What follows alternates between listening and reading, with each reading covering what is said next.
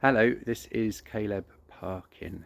Last November, I was lucky enough to be the poet, the field poet, kind of a poet in residence for the National Biodiversity Network conference up in Liverpool.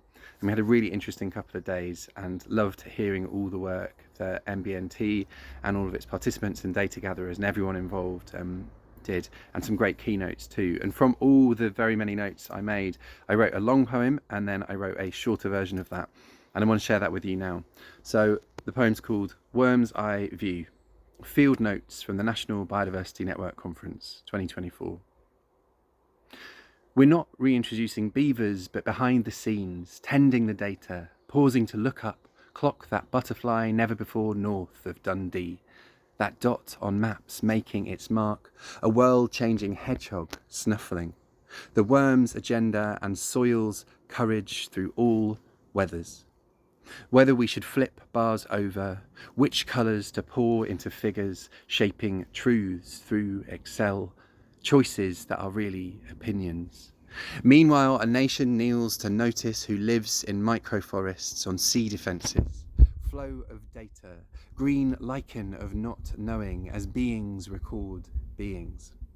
Data burrows through international humus and the tie-dye of living England. Bottlenecks unclog, glug glug flow of visualization and metadata dancing together. Quadrangles over counties, countries. Do we do detail or a montage as we struggle to speak fungi? The finite capacity of nature, those who measure it. The shiny data sat on a whole compost heap of infrastructure. A map is an atlas, is a book of spells, a grammar of animacy, a gateway, a style, a kissing gate. Data sharing platter, spatial mapper, portal zapper, download strata, a flow of nutrients underpinning, not undermining. Stood on this atlas, scratching our heads together. On this superfluity of magic, the nature of data, its shareable flavour.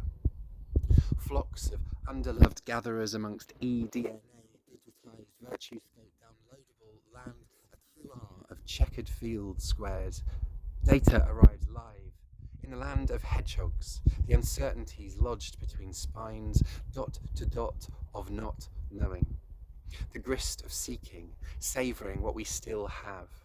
The not knowing how to exit the Anthropocene until we let butterflies tell stories of flowers. Place hands on timber, listen as its pulse slows with our own.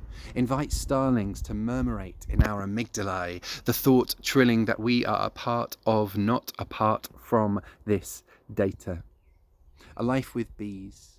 An island coming back to life, a life where we recall that Darwin wrote love too, and he meant it as much as evolution.